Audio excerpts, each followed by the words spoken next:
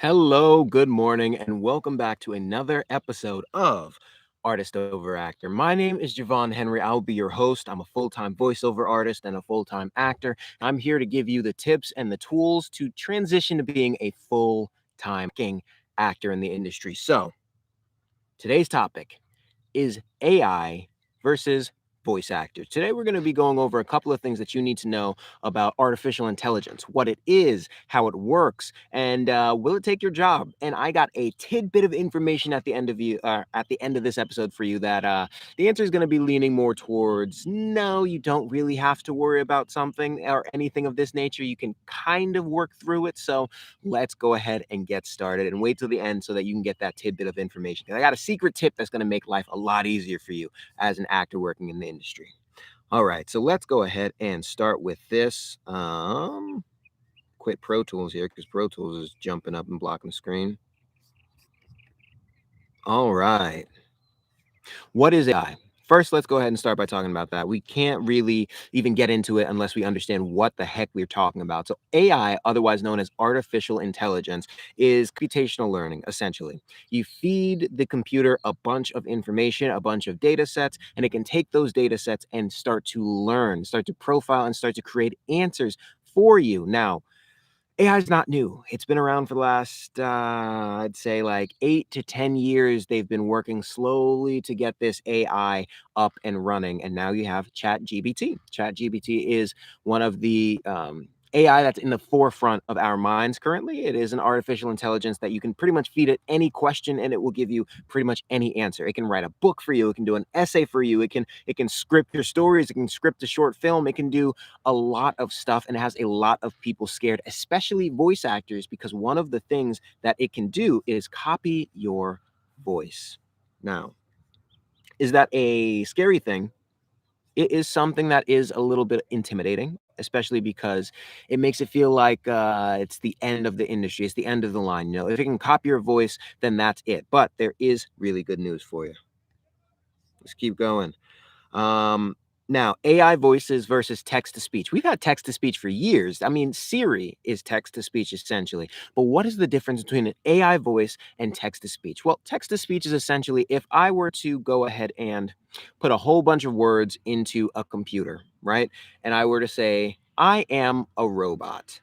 If it is an AI voice, it doesn't just get the actual words, it also gets the inflection of your voice. It can copy the breaks that you take, it can copy the pauses that you have. It is a smarter overall data set, or it's a smarter overall, I guess, computational function, and it can learn how to copy and replicate a human voice versus just text to speech.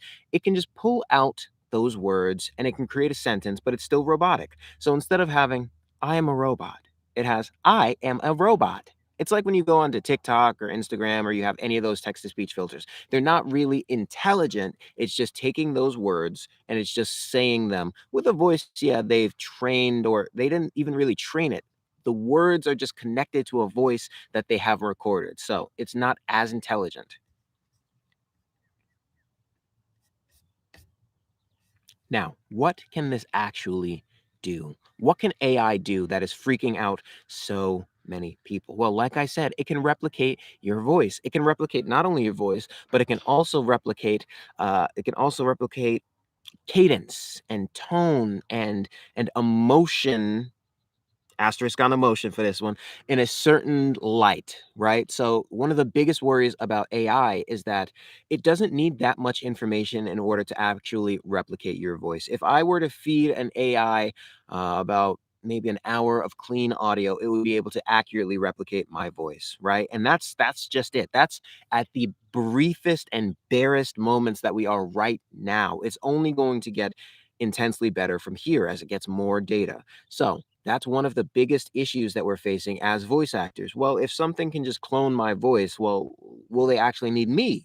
Will they need to hire me? Will somebody need to pay for my services? If my voice is my golden ticket and now AI and a robot can replicate it, then what am I still here for? I'm essentially the middleman. That's what a lot of people have been voicing their concerns with and voicing their opinions with. And I do believe that's true, but with a little asterisk, I don't think it's as bad as A lot of people think that it will be, and that's because clients still want a human being, and we'll talk about that a little bit more.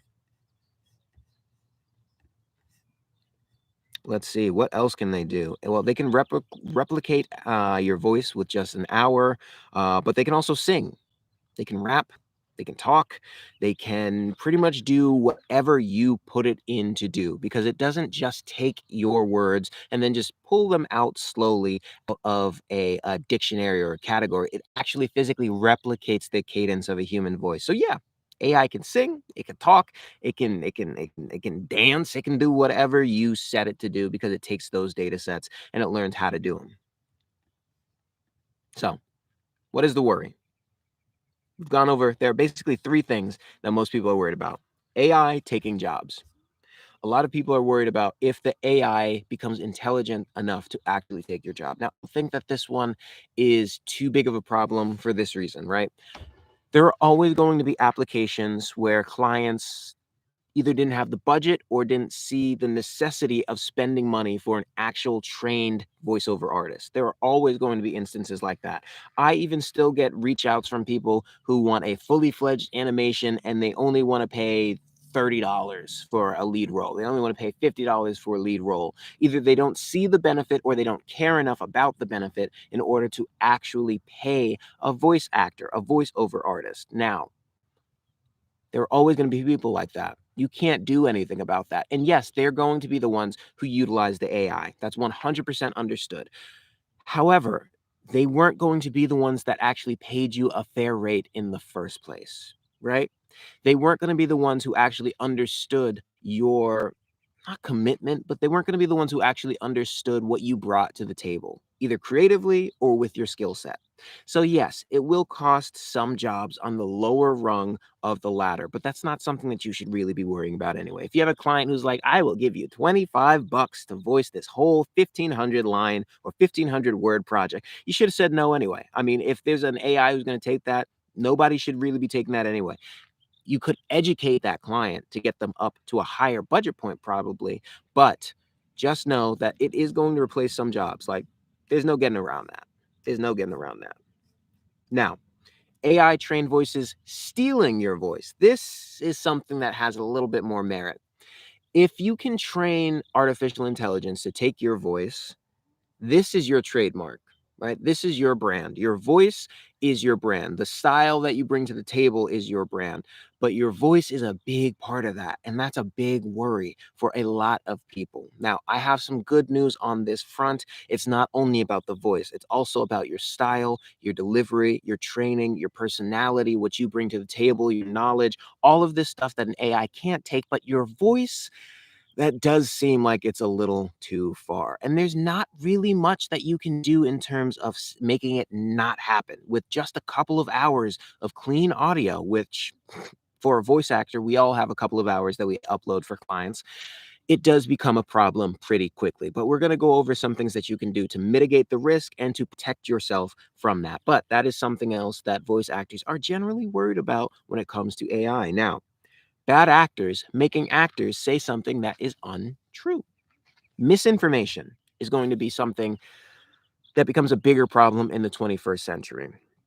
And that's because we now have artificial intelligence that can make really good deepfakes and make really good AI generated voices. When you put those together, you can make someone look like they're saying just about anything, right? So, aside from just that, you can have ADR sessions. Now, when you have an ADR session, automated dialogue replacement, you're going in essentially and you are either repairing or enhancing, you can say, something that wasn't captured right on set. So, like, let's say I'm outside and this audio is garbage, it's absolutely terrible. What ADR essentially would seek to do is take this, we have the subtitles put up, and I would be talking and trying to match the lips, and I would be basically overdubbing over the top of this in order to get a better sounding sound. Now, the issue with AI is that this is something that I would be paid for, right? An ADR session is something that you, as an actor, as a voice actor, should be getting paid for. However, with AI, you generally wouldn't be getting paid for that. Generally. So let's say something did happen on the set day, right? You were there, physically there, you were living your life, you were doing amazing, but something happens on the set and a line needs to be replaced.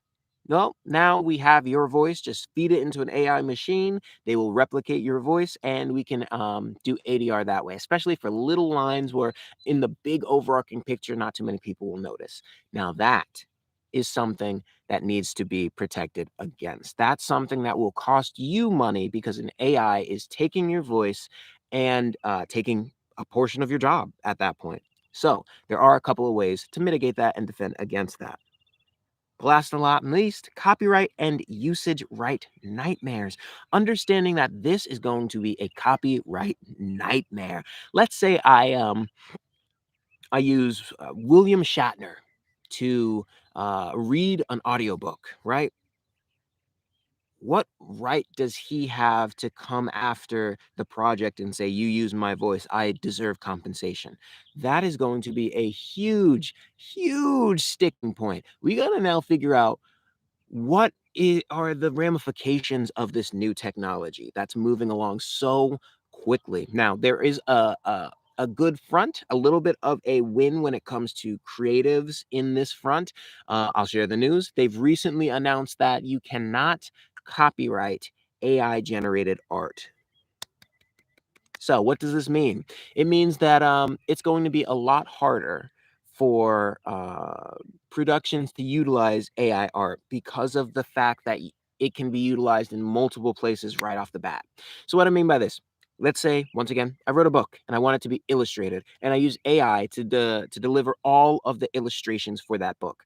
Well, I can't copyright that. So if somebody uses the same prompt and gets something very similar, if not the exact same thing, they can use that in whatever project that they want, and then somebody else ad nauseum, because you can't copyright AI generated art. Now, this is a really big win for a lot of artists out there.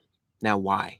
Because copyright is the bread and butter and another huge reason why humans pay other humans, right? It's also about emotion. It's also about connection and connectivity, but it's also about if I give you a piece of art or if I give you my voice for a project, you can use that and you can copy, or you don't copyright it. You have the rights to utilize that and nobody else can use it. It's exclusively yours. So if I give you this piece of art, no one else can use that. You have the rights to use it, right? And that gives you the benefit of being able to brand against it, to trademark against. Picture if Mickey Mouse was AI generated and then Mickey Mouse was able to be used by everybody around the world. That would dilute the brand, right? It would make it harder to brand against that specific thing. So, this is a really big win for creatives out there, and I wanted to share the news. Let's go ahead and talk about why it won't destroy the industry. I know that this is what a lot of people were looking for. And today's podcast is going to be a little bit shorter than usual, but that's okay. I really did want to talk about AI voices versus artistry versus actors and musicians and voice actors, what this is doing to the industry and what you can do to protect yourself. So, why it won't destroy the industry like we assume that it will. Number one, directors want nuance and humans are easier to direct. So let's say I have a line, and that line is, um, I don't know, Coca-Cola, a lifestyle for the masses.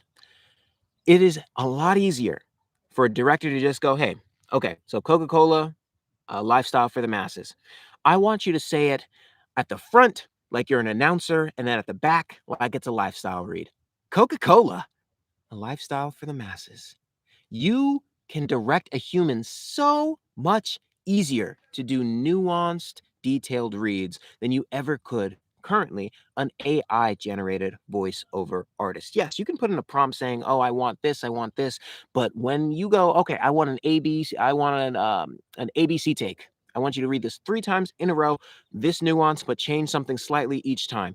Yes, an AI can do that. However, a human can do it with so much more nuance. A human can do it in a way that basically in a way that an AI never could at the moment. So that's one of the reasons why you don't really have to worry. It's so much easier to direct a person. So when you have a big budget project and time is money, yes, it would be faster to have AI do the project. However, it's easier to have a human do it. It's easier so that you can land the read and the style that you want. So that's one of the reasons with big budget projects, it's not that much of a worry because it's going to be easier to just have a person come in whom they know can deliver the lines and deliver the reads properly. Number two, expression and quick changes currently aren't duplicatable.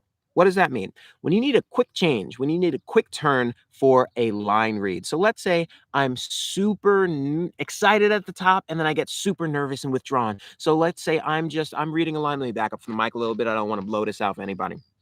I'm reading a line and it's like, I know that I can do this. It's not a problem. I'm super scared, but I know that I can do this. I am freaking out right now.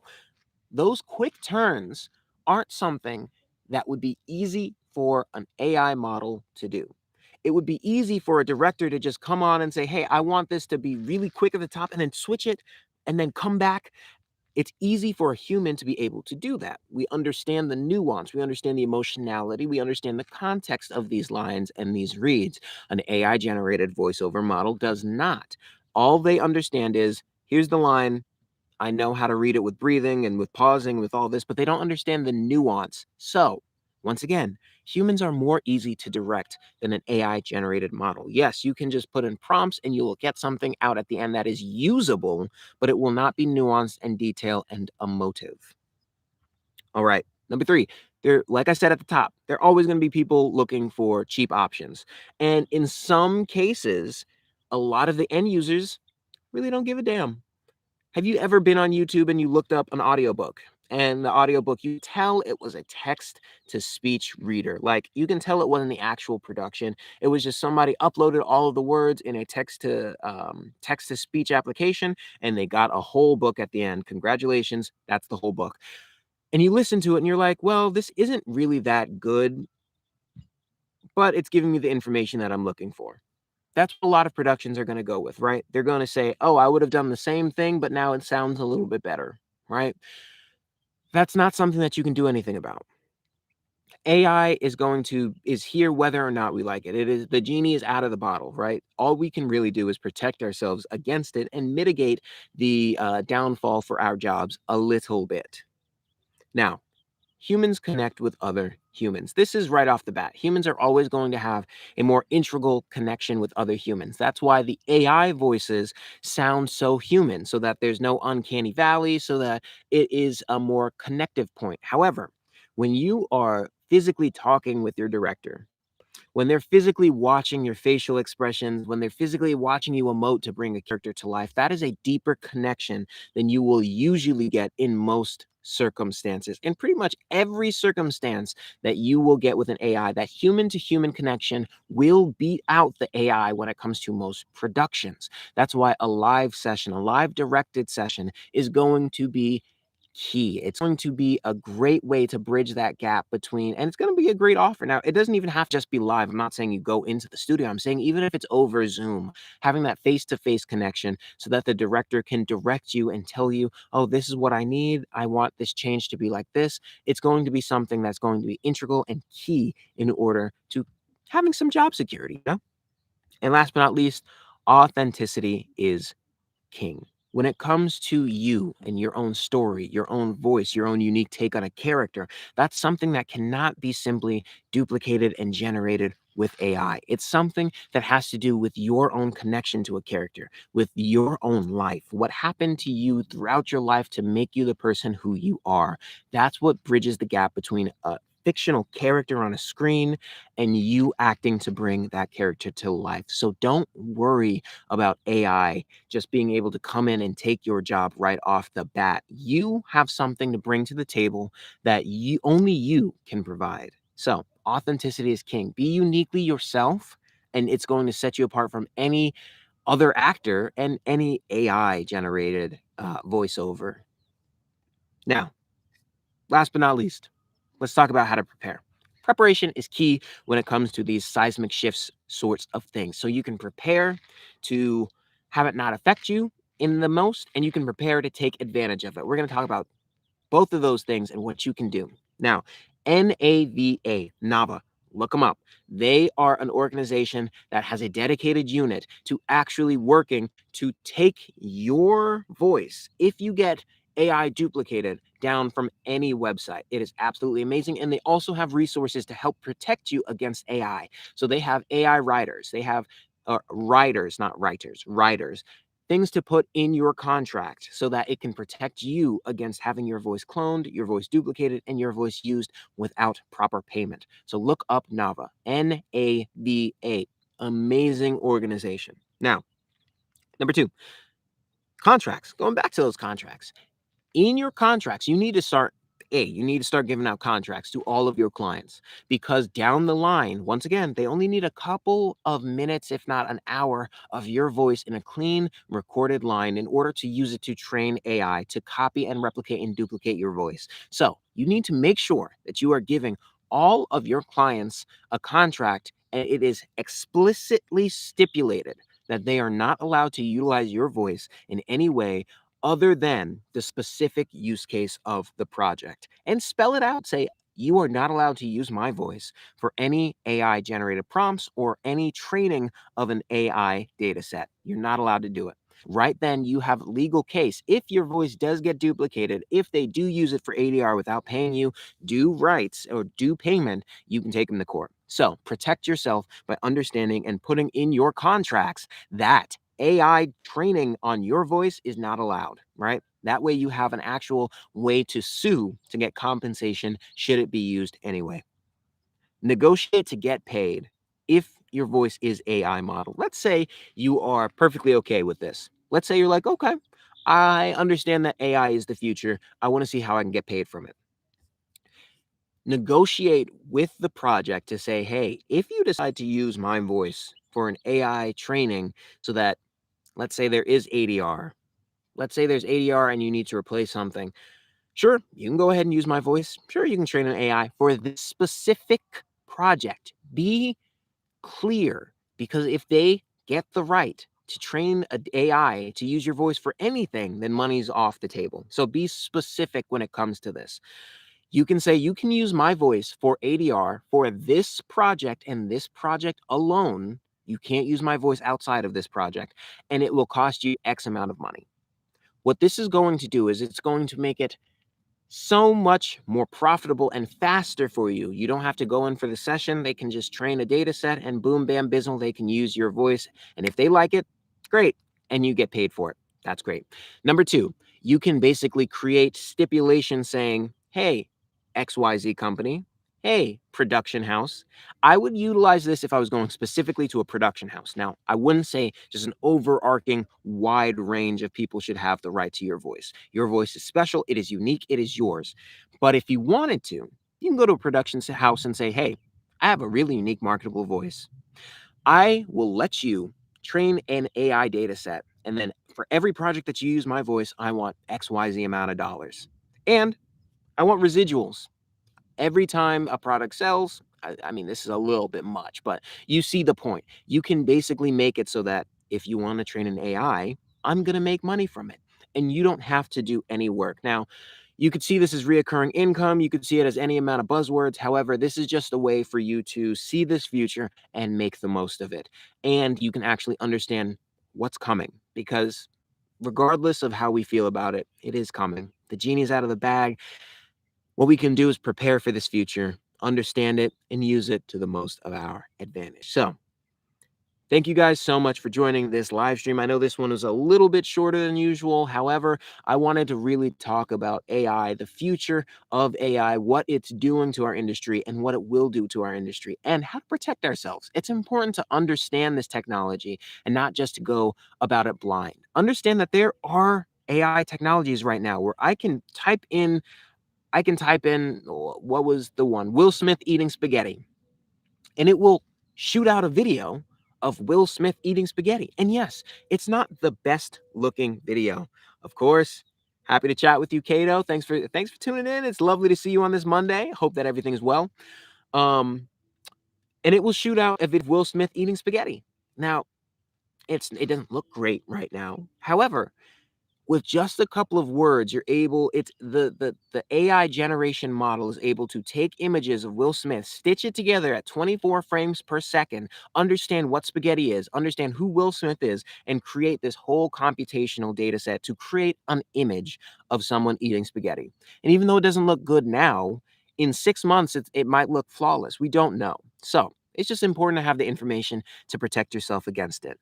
Hope that you guys took something out of this. And I got some auditions to do. Stay creative, people. I'll catch you in the next one. Oh, wait, Kato, for sure, bro. My takeaway from the whole AI thing is that it probably is the future. We should never underestimate our ability to exactly. Never underestimate our ability to adapt as humans. I mean, we've had a lot of waves. What did they say? They said when it was silent film, they said that talkies would kill the whole industry, right? TV would kill the whole industry. Streaming would kill the whole industry. Radio would kill the whole industry. But we adapt, right? It does take some jobs. Some things do, in fact, disappear.